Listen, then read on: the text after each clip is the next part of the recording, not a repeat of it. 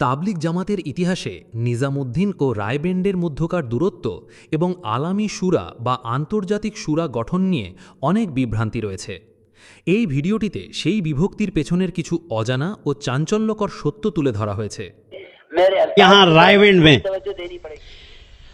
भाई फारूक बिंगलोरी ने मशवरे में खड़े होकर के रायविंड में हाजी अब्दुल वहाब साहब से मुखातब होते हुए ये अर्ज की कि हाजी साहब, हजरत की शूरा में से 2 आदमी बाकी रह गए हैं, बाकी का हो गया इंतकाल। एक आप हैं और एक मौलाना साद साहब हैं, लिहाजा उस शूरा में इजाफा कर दिया जाए। हाजी साहब ने फरमाया कि ये बात तफसीली मशवरे से करने की होती है। इस पर व्हाट्सएप में फारूक भाई की आवाज मौजूद है।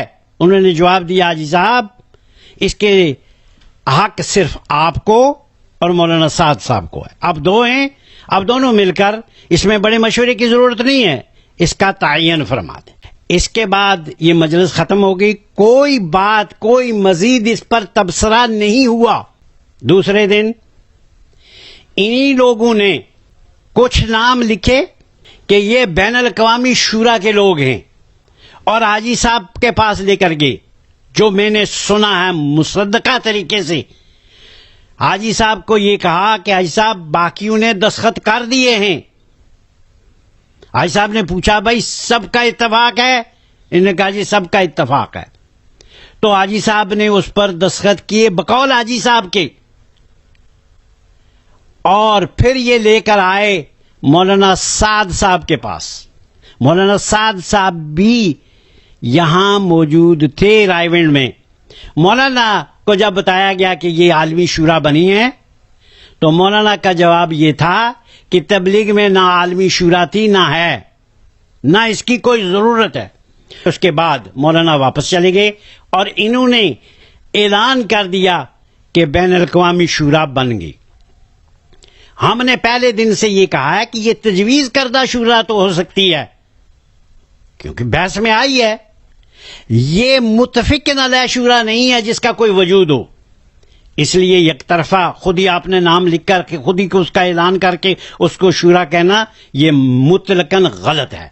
इसी से बुनियाद बनी कि वो लोग जो निजामुद्दीन में मौजूद थे, उनको इन्होंने उकसाया और वो वहां से चले गए। जैसे मौलाना अहमद लाट साहब, मौलाना इब्राहिम देवला साहब हैं। मेरी खुद बराह रास्त बात हुई है मौलवी अहमद लाट साहब से, ड्यूसबरी में ये तशरीफ लाए थे कि आप क्यों चले गए। उन्होंने कहा, जान को खतरा था। मैंने और शबीर भाई ने कहा कि हम आपके साथ चलते हैं और उस वक्त तक रहेंगे जबकि आपकी को कोई खतरा बाकी ना रहे, आपको छोड़ आते हैं। उन्होंने कहा, जी मैं तैयार हूं, अगर रात को जा सका हूं तो सुबह को इंतजार नहीं करूंगा, आप मौलाना इब्राहिम देवला साहब को तैयार करें। हमने मौलाना साद साहब से बात की। मौलाना साद साहब चल कर गए हैं मौलाना इब्राहिम देवला के यहां। यही कुछ कर सकते थे, यही कुछ उन्होंने किया है।